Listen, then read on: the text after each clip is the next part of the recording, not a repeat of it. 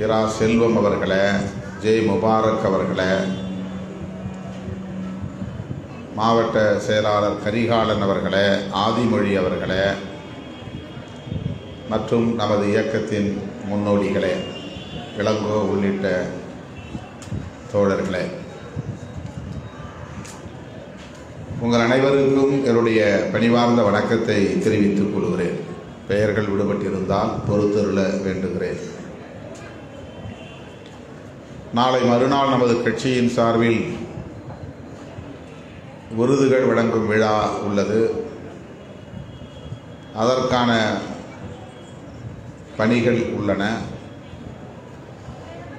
ஆகவேதான் நான் நாளை வரையில் பெங்களூரில் சிகிச்சை எடுக்க வேண்டும் என்று போயிருந்த நிலையில் 2 நாட்களுக்கு முன்னதாகவே புறப்பட்டு சென்னைக்கு வந்துவிட்டேன். ஒருவேளை நாளை வரையில் நான் பெங்களூரில் இருந்திருந்தால் இந்த நிகழ்விலும் என்னால் பங்கேற்க இயலாத நிலை ஏற்பட்டிருக்கும். நாளை மறுநாள் நடைபெறவுள்ள விருதுகள் வழங்கும் விழாவிலே பங்கேற்பதற்காக 2 நாட்களுக்கு முன்னதாகவே நான் சென்னைக்கு வந்துவிட்ட நிலையில் இன்றைக்கு நடைபெறுகிற இந்த விழாவிலும் பங்கேற்கிற ஒரு அரிய வாய்ப்பு கிடைத்திருக்கிறது. தம்பி பிரேம் அவர்கள் இந்த நிகழ்ச்சியை கட்சியின் அலுவலகத்தில் நடத்தி கொள்ளலாமா என்று கேட்டபோது உடனே நான் இசைவளித்தேன். எப்போதெல்லாம் நீங்கள் நிலாதம்மா குழுவின் சார்பில் நிகழ்ச்சிகளை நடத்த விரும்புகிறீர்களோ அப்போதெல்லாம் இந்த அரங்கை நீங்கள் பயன்படுத்திக் கொள்ளலாம், அதில் தயக்கம் ஏதும் தேவையில்லை என்று சொல்லியிருந்தேன். நீண்ட காலமாக அம்பேத்கர் மணிமண்டபத்தில் தான் நிலாதம்மா குழுவினர் இதுபோன்ற நிகழ்ச்சிகளை மிகச் சிறப்பாக நடத்தி வந்ததை நாம் அறிவோம். அண்மை காலமாக அங்கே இதுபோன்ற நிகழ்ச்சிகளை நடத்த முடியாத ஒரு நிலை ஏற்பட்டிருக்கிறது. பாதுகாப்பு என்னும் பெயரில் அரசு அந்த கெடுபிடியை செய்து வருகிறது. ஆகவே தோழர்கள் இங்கே சுதந்திரமாக செயல்பட இயலாத நிலையில்தான் என்ன செய்வது என்கிற ஒரு கேள்வியோடு என்னை வந்து அணுகினார்கள். ஆகவே நம்முடைய தலைமையகம் அம்பேத்கர் திடலை இதுபோன்ற நிகழ்ச்சிகளுக்காக நீங்கள் பயன்படுத்திக் கொள்ளலாம் என்று நான் இசைவளித்தேன். அதன் அடிப்படையில் இன்றைக்கு நம்முடைய அரங்கில் இந்த விழா நடைபெற்று கொண்டிருக்கிறது. 5 மணிக்கே தொடங்கி இருக்க வேண்டிய நிகழ்ச்சி 6 மணிக்கு தொடங்கலாம் என்று எண்ணியிருந்த வேளையில் உரிய நேரத்திற்கு வர இயலாத ஒரு சூழலில் தோழர்கள் மேலும் சற்று காலம் தாழ்ந்து நிகழ்ச்சியை தொடங்கியுள்ளனர். ஏறத்தாழ 2 மணி நேரத்திற்கு மேலான நிகழ்ச்சிகளை நடத்துவதற்கு நிலாதம்மா குழுவினர் திட்டமிட்டுள்ளனர். இன்னும் 5-6 நாடகங்கள் நடைபெற உள்ளன. பௌத்தம் தொடர்பான கருத்தியலை விளக்கும் நிகழ்வுகள் அரங்கேற உள்ளன. இதற்கிடையில் நான் சில நிமிடங்கள் பேச வேண்டும், தொடர்ந்து நிகழ்ச்சிகள் நடைபெறும் என்று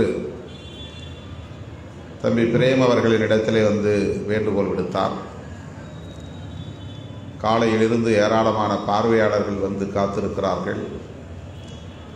கல்லூரிக்கான சேர்க்கை நேரம் 12ஆம் வகுப்பு முடித்த மாணவர்கள் சென்னையிலே பல்வேறு கல்லூரிகளில் சேர்வதற்கு முயற்சித்துக் கொண்டிருக்கிற ஒரு நெருக்கடியான நேரம்.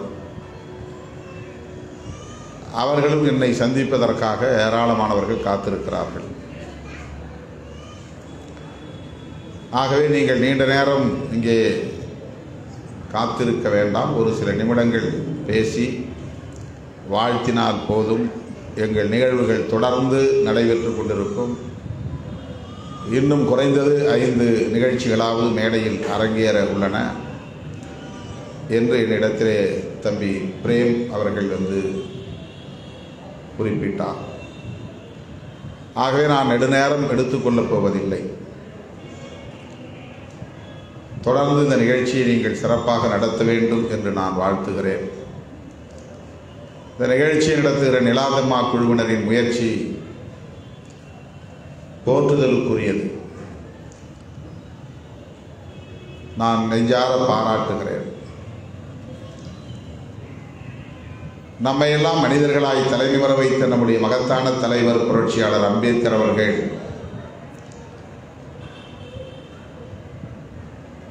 ஒரு பௌத்தராகவே தனது இறுதி மூச்சை விட்டார். பிறக்கும்போது நான் இந்துவாக பிறந்திருக்கலாம், ஆனால் இறக்கும்போது ஒரு இந்துவாக நான் இறக்க மாட்டேன் என்று ஏலோ மாநாட்டு நிகழ்வில், ஏலோ என்னும் இடத்தில் நடைபெற்ற ஒரு மாநாட்டில் புரட்சியாளர் அம்பேத்கர் அவர்கள் உறுதியேற்றுக் கொண்டார்.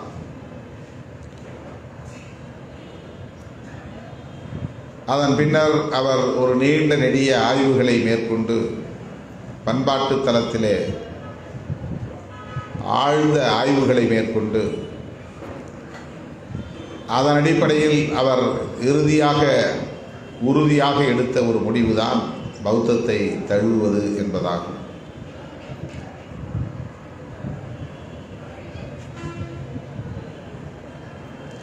இந்திய அரசியல் வரலாற்றில் இப்படி ஒரு முடிவை, துணிச்சலான முடிவை புரட்சியாளர் அம்பேத்கருக்கு முன்பு அல்லது அவருக்கு பின்பு யாரும் எடுத்ததில்லை. இந்த முடிவு தனிப்பட்ட முறையிலே அவருடைய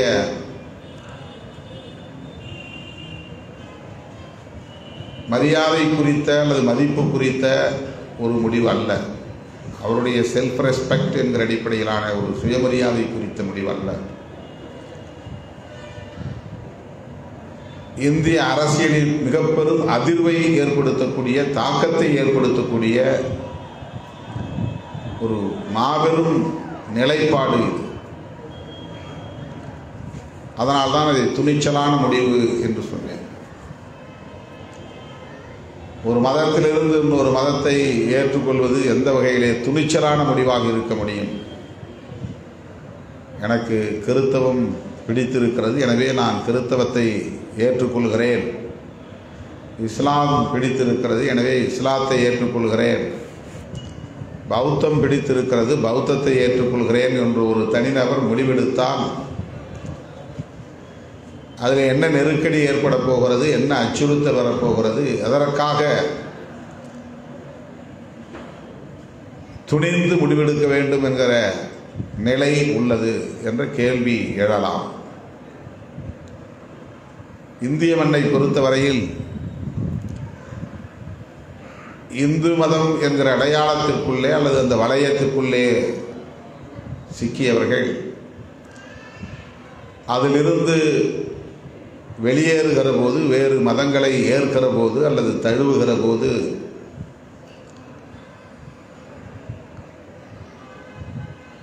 பெரும் தாக்கத்தை அது ஏற்படுத்தி இருக்கிறது.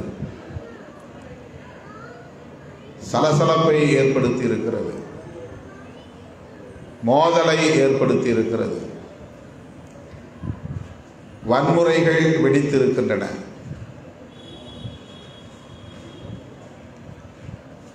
படுகொலைகள் நிகழ்ந்திருக்கின்றன.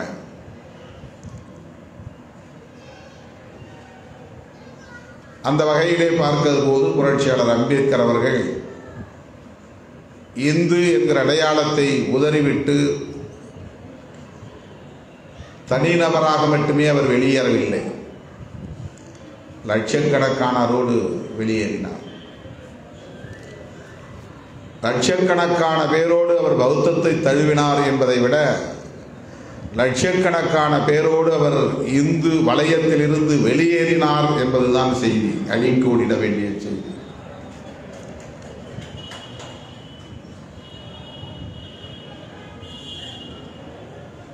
நீண்ட நெடிய போராட்டங்களுக்கு பிறகு, ஆய்வுகளுக்கு பிறகு, நெருக்கடிகளுக்கு பிறகு புரட்சியாளர் அம்பேத்கர் அவர்கள் இந்த முடிவை எடுக்கிறார். ஆகவே இது ஒரு துணிச்சலான முடிவு. இந்திய அரசியல் வரலாற்றில் ஒரு மாபெரும் தாக்கத்தை ஏற்படுத்திய முடிவு.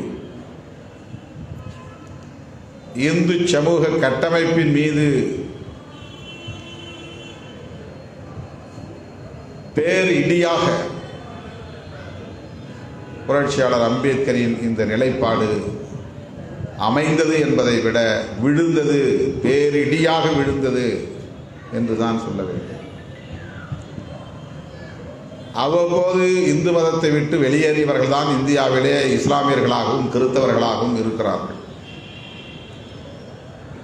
இன்றைக்கு இஸ்லாமியர்கள் கணிசமான அளவிலே இந்தியாவில் இருக்கிறார்கள் என்றால் அவர்களெல்லாம் ஒரு காலத்திலே அவர்களின் முன்னோர் இந்துக்களாக இருந்தார்கள் என்பதுதான் வரலாறு. இன்றைக்கு இந்தியாவிலே குறிப்பிட்ட சதவிகிதத்திற்கு கணிசமான அளவிற்கு கிறிஸ்தவர்கள் இருக்கிறார்கள் என்றால் அவர்கள் எல்லாம் ஒரு காலத்தில், அவர்களின் முன்னோர் ஒரு காலத்தில் இந்துக்களாக வாழ்ந்தார்கள் என்பதுதான் உண்மை. புரட்சியாளர் அம்பேத்கர் அவர்கள் இது குறித்து ஆய்வு செய்கிற போது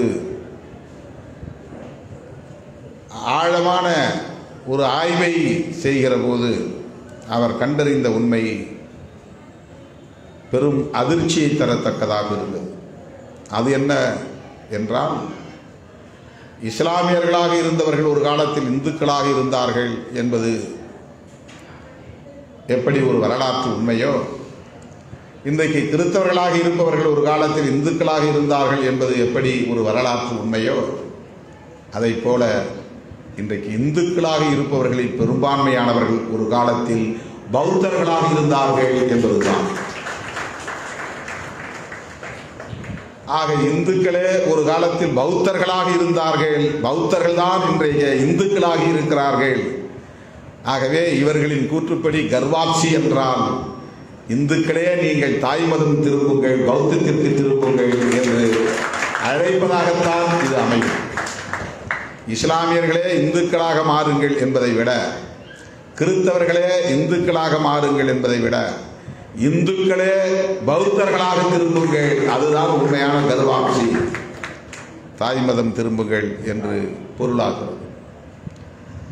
புரட்சியாளர் அம்பேத்கர் அவர்களுடைய இந்த மாபெரும் ஆய்வில், சமூக ஆய்வில், பண்பாட்டு ஆய்வில், வரலாற்று ஆய்வில், அரசியல் ஆய்வில்,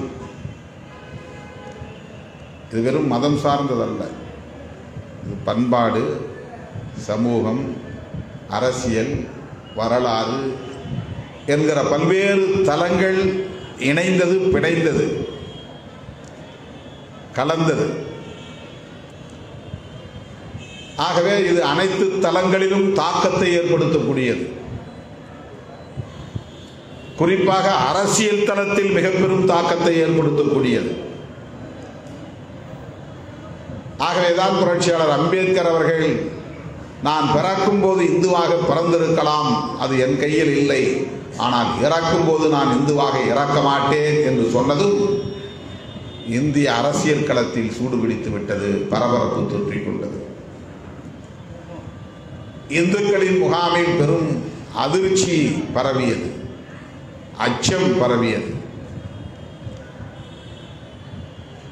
பதற்றம் பரவியது. ஆகவே அவர்கள் புரட்சியாளர் அம்பேத்கர் அவர்களை சந்தித்து அந்த நிலைப்பாட்டை மறுபரிசீலனை செய்யுங்கள் என்று கெஞ்சும் நிலை ஏற்பட்டது. இஸ்லாமியர்களும் கிறிஸ்தவர்களும் இன்னும் பல்வேறு மதங்களை சார்ந்தவர்களும் கூட புரட்சியாளர் அம்பேத்கர் அவர்களை சந்தித்து உரையாடி இருக்கிறார்கள். இஸ்லாமிய தலைவர்கள், எங்கள் மதத்தில் நீங்கள் சேரலாம், கிறித்தவ பாதிரிமார்கள் நீங்கள் எங்கள் மதத்தில் வந்து சேரலாம். அவர் ஒரு ஆளாக இருந்திருந்தால் யாரும் ஓடி போய் அப்படி கேட்டு இருக்க மாட்டார்கள். அம்பேத்கர் என்றால் ராவணனுக்கு 10 தலை, புரட்சியாளர் அம்பேத்கருக்கு 10 லட்சம் தலைகள். அம்பேத்கர் என்றால் 10 லட்சம் பேர். 10 லட்சம் தலைகளோடு தான் அவர் நாக்பூருக்கு வந்தார். 10 லட்சம் தலைகளோடு தான் அவர் பௌத்தத்தை தழுவினார். ஆகவே அம்பேத்கர் என்கிற ஒரு தனிநபர் பௌத்தத்தை ஏற்கப் போகிறார் என்று அவர்கள் கருதி இருந்தால் கண்டுகொள்ளாமல் இருந்திருப்பார்கள். அம்பேத்கரோடு பல லட்சம் பேர் இந்து மதம் என்கிற அடையாளங்களை உதறிவிட்டு வெளியேறப் போகிறார்கள்.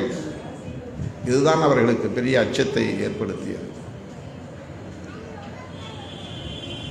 ஆகவே புரட்சியாளர் அம்பேத்கர் மட்டுமல்ல, அவருடைய குடும்பம் மட்டுமல்ல, இந்தியாவில் இருக்கக்கூடிய இந்துக்கள் என்கிற அடையாளத்தில் இன்றைக்கும் உழன்று கொண்டிருக்கிற லட்சக்கணக்கான கோடிக்கணக்கான குடும்பங்கள், அந்த குடும்பங்களின் முன்னோர் ஒரு காலத்தில் இந்துக்கள் பௌத்தர்களாக இருந்தார்கள், இன்றைக்கு இந்துக்களாக இருக்கிறார்கள். இதுதான் அவருடைய ஆய்வில் கண்டறிந்த உண்மை. ஆகவேதான் புரட்சியாளர் அம்பேத்கர் நாங்கள் எங்கள் பூர்வீக வாழ்வியலை ஏற்றுக்கொள்கிறோம், பௌத்தத்தை தழுவுகிறோம். எமது முன்னோரின் ஆதி மக்களின் நாகரிகம், நனிநாகரிகம் சிறந்த வாழ்வியலை ஏற்றுக்கொள்கிறோம். என்னோடு வாருங்கள் தோழர்களே, நாக்பூருக்கு வாருங்கள், நாம் பௌத்தம் ஏற்போம், பௌத்தம் தழுவுவோம் என்று அறிவிப்பு செய்தார் புரட்சியாளர் அம்பேத்கர் அவர்கள். இது ஒரு அரசியல் முடிவு. இது ஒரு அரசியல் முடிவு. இது ஒரு அரசியல் நிலைப்பாடு. சாதி மதம் என்கிற பெயரால் இந்த மண்ணில் நிலவும் பாகுபாடுகளுக்கு எதிரான ஒரு யுத்தத்தின் நிலைப்பாடு. இது ஒரு யுத்தத்தின் விளைச்சல்.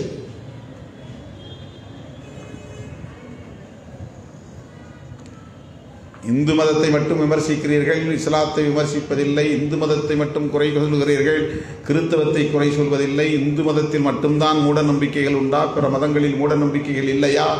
இந்து மதத்தில் மட்டும்தான் பெண்ணடிமைத்தனம் இருக்கிறதா? பிற மதங்களில் பெண்ணடிமைத்தனம் இல்லையா?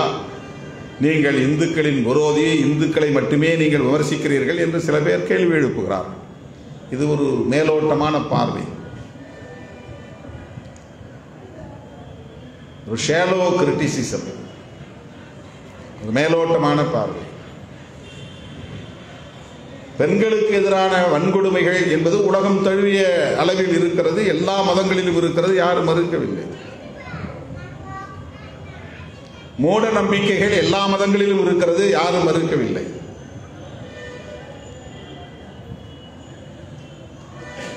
ஆனால் பிறப்பின் அடிப்படையில் உயர்வு தாழ்வு என்கிற பாகுபாடு இந்த மதத்தில் மட்டும்தான் இருக்கிறது. அதுதான் பிரச்சனை. Cost paste discrimination.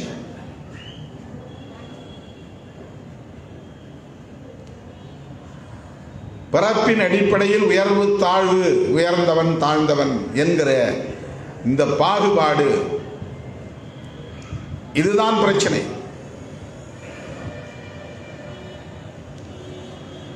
தீண்டாமை, தொட்டால் தீட்டு, நெருங்கினால் தீட்டு, பார்த்தால் தீட்டு, இந்த தீட்டு கொள்கை வேற எந்த மதத்திலும் கிடையாது. ஒரு மதத்தின் அடிப்படை கொள்கையாக, the basic concept of a religion, ஒரு மதத்தின் அடிப்படை கொள்கையாக தீட்டு கொள்கை இருக்கிறது. எந்த மதத்திலே தீட்டு கொள்கை இருக்கிறது? பிறப்பின் அடிப்படையில் பாகுபாடு, தீட்டு கொள்கை. இதுதான் இந்து தர்மத்திற்கு எதிரான விமர்சனங்களுக்கு காரணம்.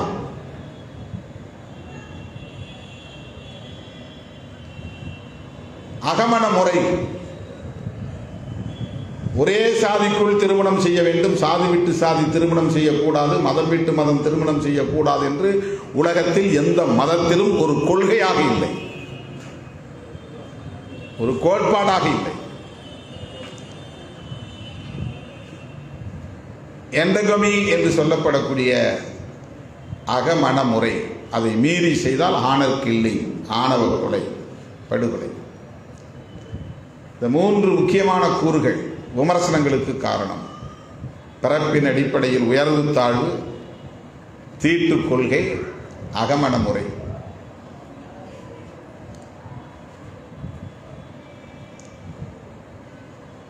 இதுதான் இந்த மதத்தின் மீதான அல்லது தர்மத்தின் மீதான அல்லது அந்த கருத்தியலின் மீதான தாக்குதல்களுக்கும் விமர்சனங்களுக்கும் காரணம் என்பதை நாம் எடுத்துரைத்தாலும் அவர்களால் உள்வாங்கிக் கொள்ள முடியவில்லை, புரிந்து கொள்ள தயாராக இல்லை. அதை சீர் செய்வதற்கும் அவர்கள் தயாராக இல்லை, அதை அழித்தொழிப்பதற்கும் அவர்கள் தயாராக இல்லை. இவைதான் இங்கே இந்து மதத்திலிருந்து இஸ்லாம் உருவாவதற்கு காரணம். இவைதான் இங்கே கிறிஸ்தவம் வளருவதற்கு காரணம். இந்த நிலையில்தான் தோழர்களே, புரட்சியாளர் அம்பேத்கர் அவர்கள் உள்ளிருந்து கொண்டு விமர்சித்துக் கொண்டிருப்பதால் எந்த பயனும் இல்லை. அவர்கள் அதை உள்வாங்கவும் தயாராக இல்லை, அதை மாற்றிக்கொள்ளவும் தயாராக இல்லை. அது தவறுதான் என்று சுய விமர்சனம் செய்து கொள்ளவும் அந்த மதத்தில் ஒரு அறிவாளி கூட இல்லை. அதுதான் பிரச்சனை. 2 பேருக்கு இடையில நல்லிணக்கமான நட்பு உருவாகணும்னா 2 பேரும் பகிர்ந்து கொள்ளக்கூடிய கருத்துக்களை 2 பேரும் உள்வாங்கிக் கொண்டு புரிந்து கொள்ள வேண்டும். எது சரியோ அதை ஏற்றுக்கொள்ள வேண்டும், எது சரியோ அதை ஏற்றுக்கொள்ள வேண்டும். நீ சொல்லுவதை நான் ஏற்றுக்கொள்ள முடியாது என்று 2 பேருமே பிடிவாதம், வரட்டு பிடிவாதம் செய்தால் அங்கே நல்லிணக்கத்திற்கு இடமே இல்லை, வாய்ப்பே இல்லை. ஆகவே புரட்சியாளர் அம்பேத்கர் என்ன சொல்லுகிறார் என்றால், இந்த அடையாளங்களுக்குள்ளே உழன்று கொண்டே இருந்தால், அவர்களை எதிர்த்து கொண்டிருப்பதால், விமர்சித்துக் கொண்டிருப்பதால், அவர்களை எதிர்த்து போராடி கொண்டிருப்பதால் ஒருபோதும் அவர்கள் தம்முடைய நிலைப்பாட்டை மாற்றிக்கொள்ளப் போவதில்லை, அதற்கு வாய்ப்பில்லை. வரலாறு அப்படித்தான் சொல்கிறது. எனவே அதை விட்டு வெளியேறுவதுதான் தீர்வு. இதுதான் புரட்சியாளர் அம்பேத்கர் சொல்கிறார். அப்படித்தான் அவர் வெளியேறினார். வெளியேறுவதை ஒரு நிகழ்வாக நடத்தினார், அதை ஒரு யுத்தமாக நடத்தினார். ஒரு பண்பாட்டு நிகழ்வு கிடையாது, அது ஒரு அரசியல் நிகழ்வு. அதை ஒரு யுத்தமாக நடத்தினார். இதோ பார், நீ எந்த மதத்தை உயர்த்தி பிடிக்கிறாயோ அந்த மதத்தின் மீது நான் தாக்குதல் தொடுக்கிறேன். இது என்னுடைய தாக்குதல். இது உன்னை விட்டு நான் வெளியேறுகிறேன். நான் மட்டுமல்ல, 10 லட்சம் பேர் வெளியேறுவோம். இந்திய வரலாற்றில், அரசியல் வரலாற்றில் ஒரு தலைவனின் பின்னால், ஒரு தனிநபரின் பின்னால், ஒரு தனிநபரின் அழைப்பை ஏற்று 10 லட்சம் பேர் ஒரு மதத்தை விட்டு வெளியேறிய நிகழ்வு என்பது ஒரு புரட்சிகரமான நிகழ்வு. இதுதான் இந்திய அரசியலில் நிகழ்ந்த புரட்சி. ஏன் அம்பேத்கர் அவர்களை புரட்சியாளர் என்று அழைக்கிறோம்? இது போன்ற நடவடிக்கைகளால் தான். இதுதான் புரட்சிகரமான நடவடிக்கை. பாபா சாஹிப் என்றால் தந்தை என்று பொருள், அவ்வளவுதான். தந்தை என்று யாரையும் அழைக்கலாம். உறவை அடையாளப்படுத்துவதை விட கொள்கையை அடையாளப்படுத்துவது. எனது தந்தை அம்பேத்கர் என்று அழைப்பதை விட புரட்சியாளர் அம்பேத்கர் என்று சொல்லுகிற போது அவர் புரட்சிகரமான சிந்தனையாளர், புரட்சிகரமான செயற்பாட்டாளர், புரட்சிக்கான வித்துக்களை ஊன்றியவர், புரட்சிக்கான அடித்தளத்தை அமைத்தவர், புரட்சியை நோக்கி மக்களை வழிநடத்துகிறவர் என்று.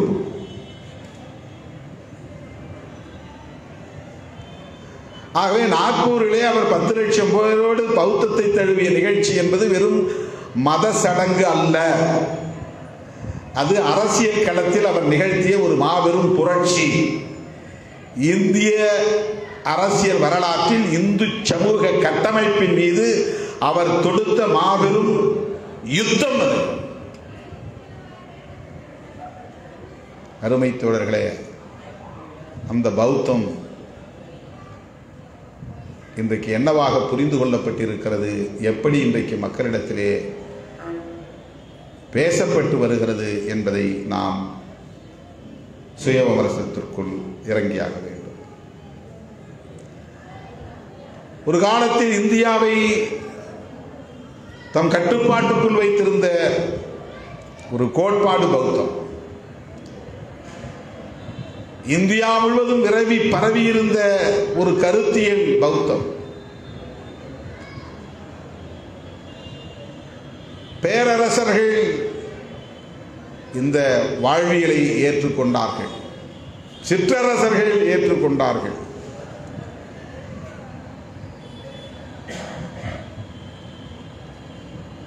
மௌரியர்கள் மட்டுமல்ல, அவர்களை தொடர்ந்து பல ஆட்சியாளர்கள், அசோகர் மட்டுமல்ல, ஹர்ஷர், கனிஷ்கர் போன்றவர்கள்.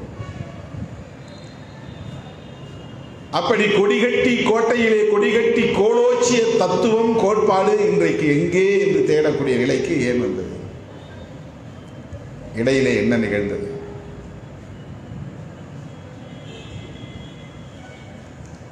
இந்த வரலாற்று போக்குகளை அறிந்து கொள்வதும் நம்முடைய கடமை.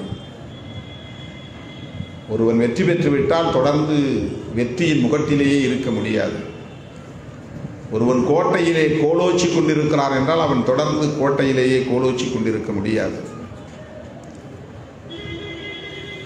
மன்னாதி மன்னர்களும் மண்ணை கவ்வும் நிலை ஏற்படும், வீழ்ச்சியடையும் நிலை ஏற்படும், மண்டியிடும் நிலை ஏற்படும். மேல் கீழ் என்று இந்த வாழ்க்கை, மனித குலத்தின் வாழ்க்கை சுழன்று கொண்டே இருக்கிறது என்பதுதான் யதார்த்தமான உண்மை. ஆகவே ஒரு காலத்தில் கோலோச்சிய கோட்பாடு பௌத்தம். ஆனால் இன்றைக்கு விரல் விட்டு எண்ணக்கூடிய அங்கொன்றும் இங்கொன்றுமாக சில லட்சம் பேர் மட்டுமே இந்தியாவில் இருக்கிறார்கள் என்று எண்ணக்கூடிய நிலை ஏற்பட்டிருக்கிறது.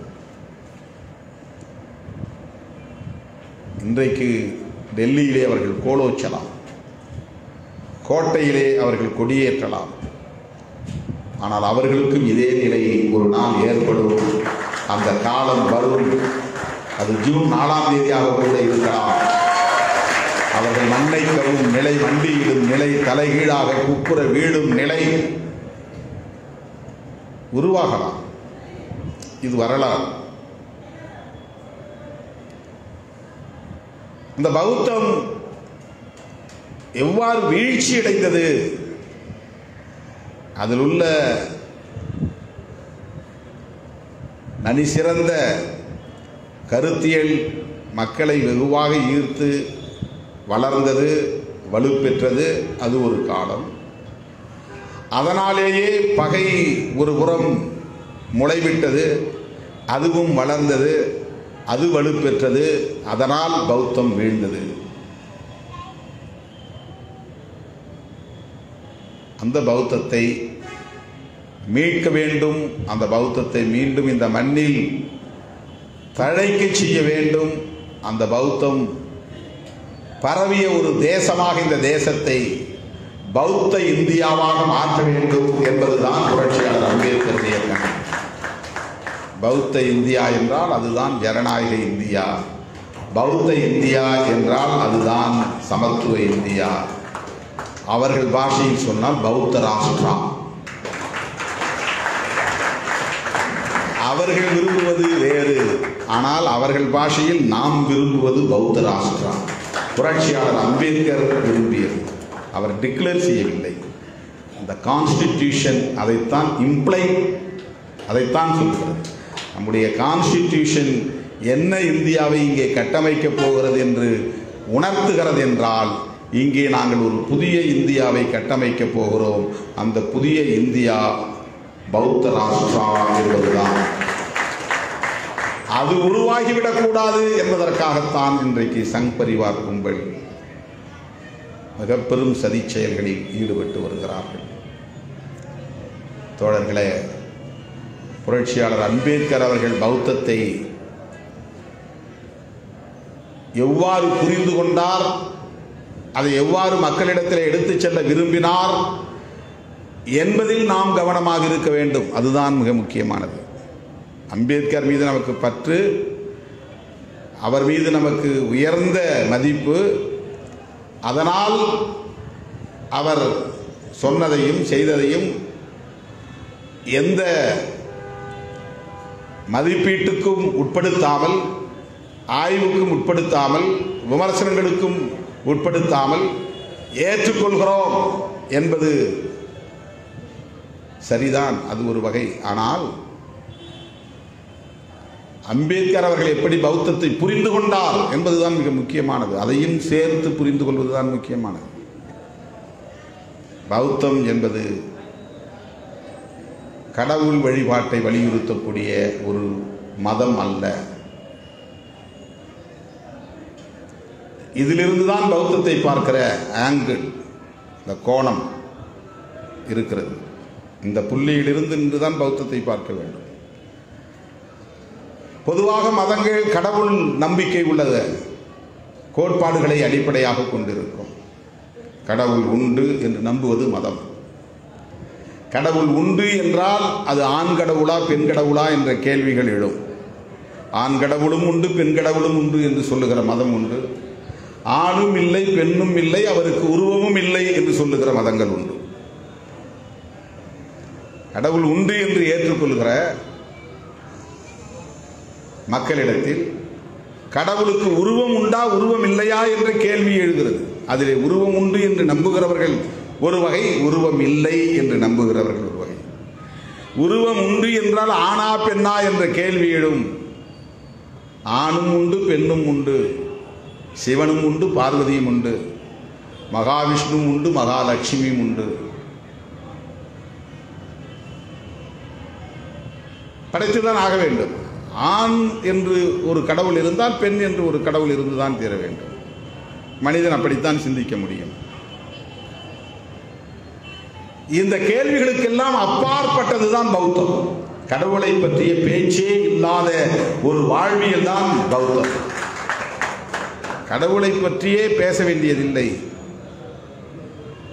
அதனால் ஆதி காலத்தில் இந்த மதத்திற்கு பெயர் நாத்திக மதம். இந்த மதத்திற்கு பெயர் நாத்திகம். கடவுள் மறுப்பை சொல்லுகிறவர்கள் இவர்கள். கடவுள் இல்லை என்று சொல்லுகிறவர்கள், கடவுளுக்கு எதிரானவர்கள்.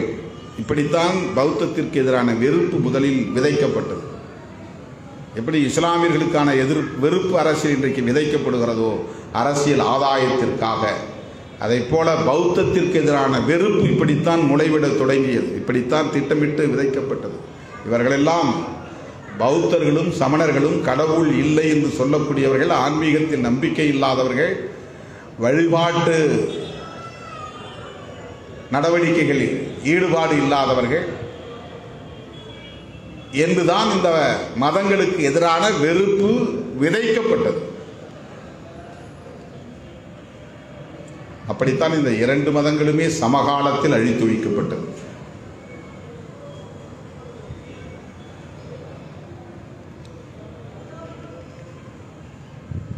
இப்போ பௌத்தத்தை பின்பற்ற துடிக்கிற நாம் இந்தியாவில் இருக்கிற பௌத்தம் அல்லது இலங்கையில் இருக்கிற பௌத்தம் அல்லது மியான்மரில் இருக்கிற பௌத்தம், தாய்லாந்தில் இருக்கிற பௌத்தம், ஜப்பானில் இருக்கிற பௌத்தம்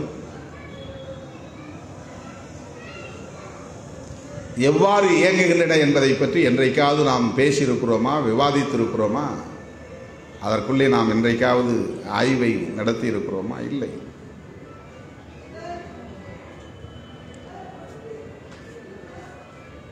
ஏற்கனவே மகாயானா, ஹீனயானா என்றெல்லாம் மதங்கள் இருக்கின்றன.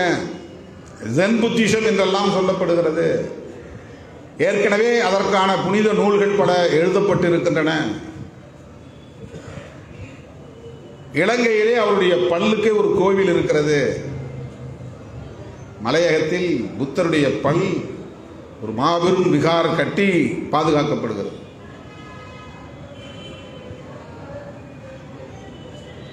கௌதம புத்தருக்கே இதில் உடன்பாடு இல்லை, உடன்பாடு இருக்காது. கௌதம புத்தருக்கே உடன்பாடு இல்லாத நிகழ்வுகளாக அவையெல்லாம் மாறி இருக்கின்றன. கோயில்கள் கூடாது, விக்கிரகங்கள் கூடாது, பூசைகள் கூடாது, வழிபாடுகள் கூடாது, மந்திரங்கள் கூடாது, சடங்குகள் கூடாது. இதுதான் பௌத்தம். இப்படித்தான் ஆதி காலத்திலே பௌத்தம் பேசப்பட்டது.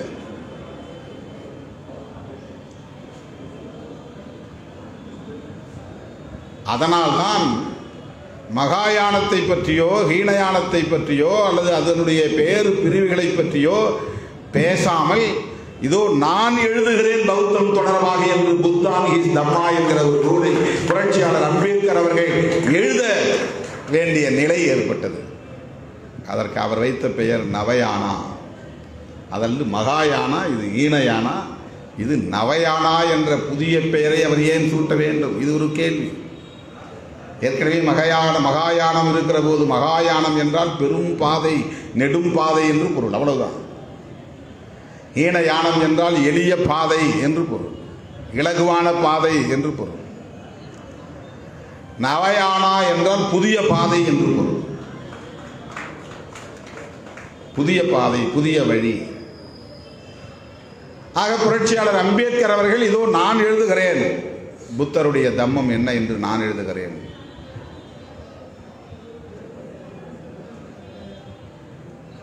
தம்மம்தான் வழிபடுதலுக்குரியது. வழிபடுதல் என்றால் வழியை பின்பற்றுதல் என்று பொருள். ஏற்கனவே ஒரு வழி உருவாக்கியாச்சு, அந்த வழியில் நீ போய் நின்னா உன்னை கொண்டு போய் அந்த இடத்துல விட்டுரும். இலக்கில் அந்த இடத்துல படுத்துட்டா உன்னை கொண்டு போய் விட்டுரும். வழிபடுதல், வழிபாடு, அதுக்கு சடங்குகள் அங்கே இடம் கிடையாது. ஒரு கருத்தை உள்வாங்கிக் கொண்டு அதை ஏற்றுக்கொள்வதற்கு பெயர் தான் வழிபடுதல். வழி என்றால் என்ன? பாதை. வழிபடுதல் என்றால் அந்த பாதையை பின்பற்றுதல். எந்த பாதையை? ஏற்கனவே முன்னோர் உருவாக்கிய பாதையை. ஏற்கனவே முன்னோர் உருவாக்கிய பாதைகள் இருந்தபோது ஏன் புதிய பாதை? இதுதான் புரட்சியாளர் அம்பேத்கரின் பௌத்தம். இந்த கேள்விக்கு நாம் விடை தேடுகிற போதுதான் புரட்சியாளர் அம்பேத்கர் பௌத்தத்தை எவ்வாறு புரிந்து கொண்டார் என்பதை நாம் புரிந்து கொள்ள முடியும். இன்னும் ஒரு 10 ஆண்டுகள் புரட்சியாளர் அம்பேத்கர் அவர்கள் வாழ்ந்திருந்தால் பௌத்தத்தை மறுகட்டமைப்பு செய்திருப்பார், மாபெரும் மீட்சி வென்றெடுத்திருப்பார். மக்களுக்கு தொண்டாற்றி உறக்கமில்லாமல் உழைத்து சர்க்கரை நோய்க்கு ஆளாகி 65 வயதிலேயே காலமாகும் நிலை அவருக்கு ஏற்பட்டது. அவருடைய சமகாலத்தில் 90 வயது வரையில் வாழ்ந்தவர்கள் உண்டு. இன்னும் ஒரு 10 ஆண்டுகள் அவர் வாழ்ந்திருந்தால் இந்தியாவின் திசைவழி போக்கே மாறியிருக்கும். அவர் விரும்பிய பௌத்த ராஷ்டிரா இங்கே உருவாகியிருக்கும்.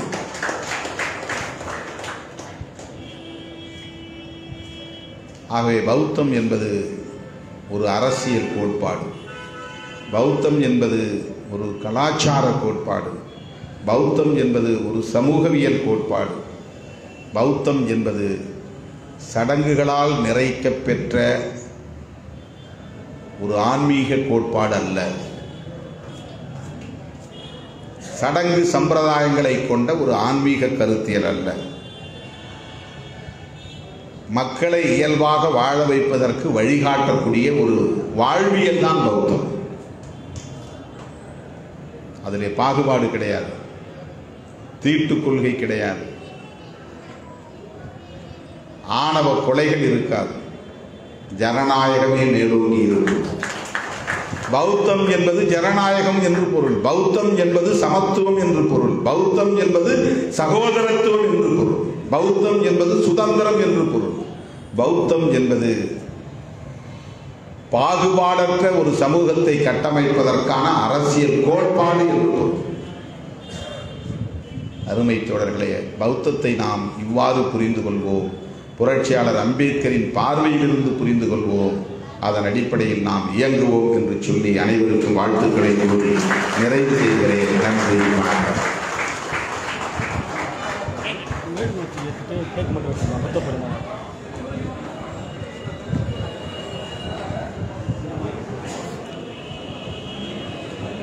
நிலாவந்தம்மாவின் தொடர் பௌர்ணமி கூடுகைகளில் பிறந்தநாள் நிகழ்வும் திருமண நாள் நன்னாள் இந்த நாளில் கொண்டாடுகிறவர்களுக்கு கேக் வெட்டி